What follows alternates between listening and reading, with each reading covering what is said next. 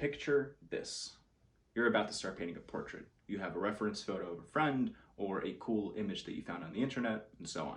You want to get the proportions precise. You want to get the details and shadows just right. You want this to be nothing short of a masterpiece. And you don't know where to start. You're looking at your image and then at your blank canvas, and you're worried about where to even begin.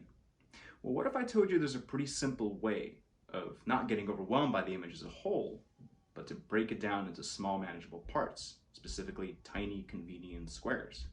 And that it's super simple. All you need is a ruler and a pencil. I'm Boris, a portrait painter and researcher. Welcome to Portrait Lectures. This is the grid method.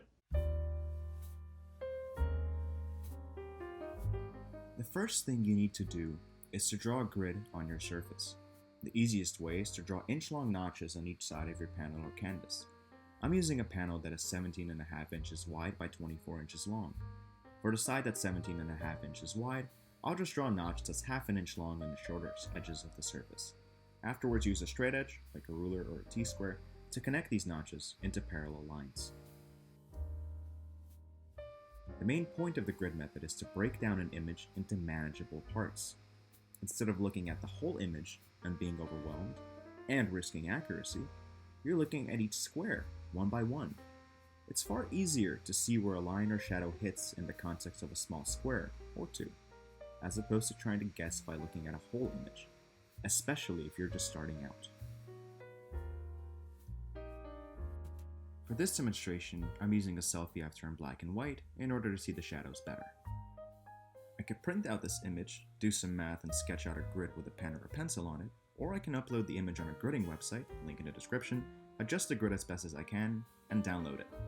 Set up your workspace comfortably and begin to copy the gridded image. It may help you to put numbers or letters at the edges of your rows and columns to make it easier to know where you are.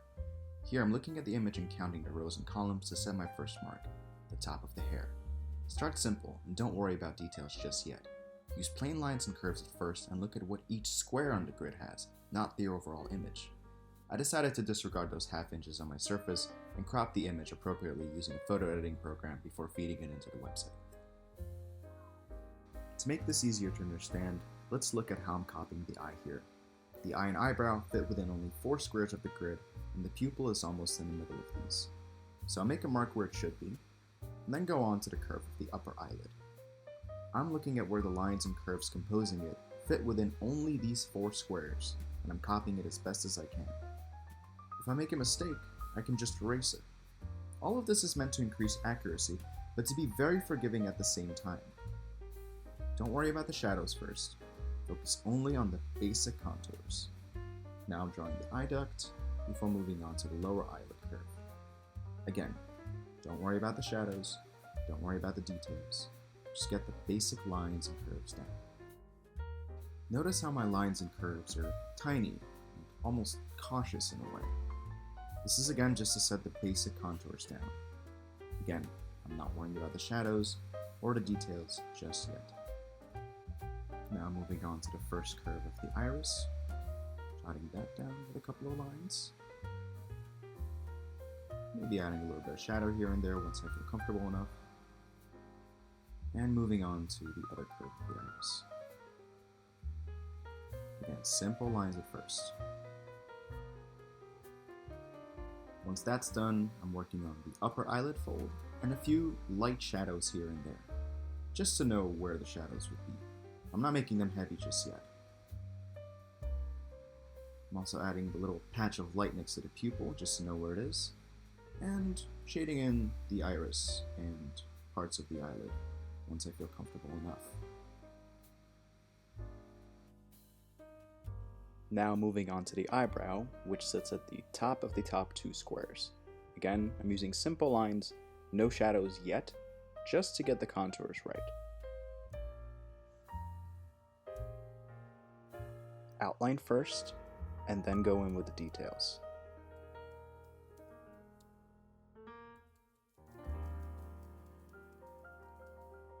Once all the lines are in place, go ahead and shade it in as much as you want, as much as you feel comfortable. There is no formula for this, it's really just for you. And once the eye is done, I'm moving on to the nose. Again, keep it simple. Here I'm using basic lines, basic curves, just to mark where the nose is.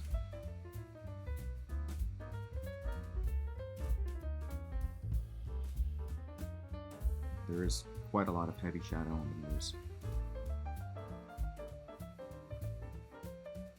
I'm marking out shadows now once I'm comfortable with the position of the nose. And notice how I'm using the first basic lines to mark out where the shadows end and start, and then shading it in as much as I can. Now that you saw a detailed look of how I made the eye and nose, I think you got the hang of the grid method. Once again, just use basic lines and curves, and then go on with details like shadows and so on. I'm doing the same thing with the mouth, the other eye, the hair, the shirt. Simple lines, and then going on to shadows.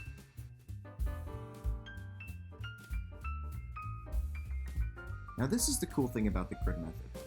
You can use any instrument that you want. I'm using charcoal and pencils, basically graphite here, but you can use Sharpies, pens, colored pencils, even paint if you'd like. It's really up to you.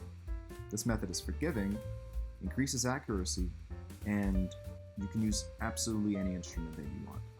A note of caution though, if you are using graphite, make sure to use a setting spray or some kind of other setting device before putting paint on it.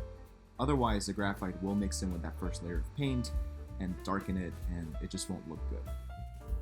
If you don't use a setting spray, you may find that the charcoal, especially the darker parts, may disappear once you mix paint with it.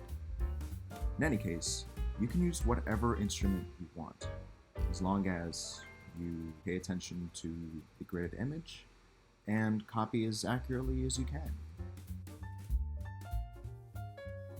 I've decided to go the charcoal and pencil route, so I'm using charcoal and smudging it with a tissue in order to demarcate where the shading is. I'm also keeping it somewhat basic. I'm not really interested in the details because I'm probably going to fill it up with paint later.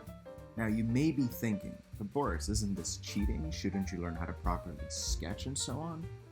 Yeah, you should, but this is not cheating at all. In fact, artists just want to make their life easier. They've been using the grid method and other similar techniques for ages. So no, while it is important to learn how to sketch and learn proportion and color theory and all that stuff, just make your life easier. Use a grid or any other kind of device. Why complicate things? Besides, it's going to be more accurate.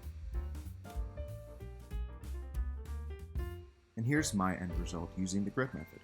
Maybe I'll paint over it, maybe not. In any case, I hope it helped you.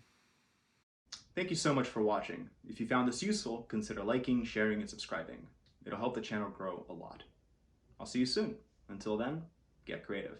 Bye.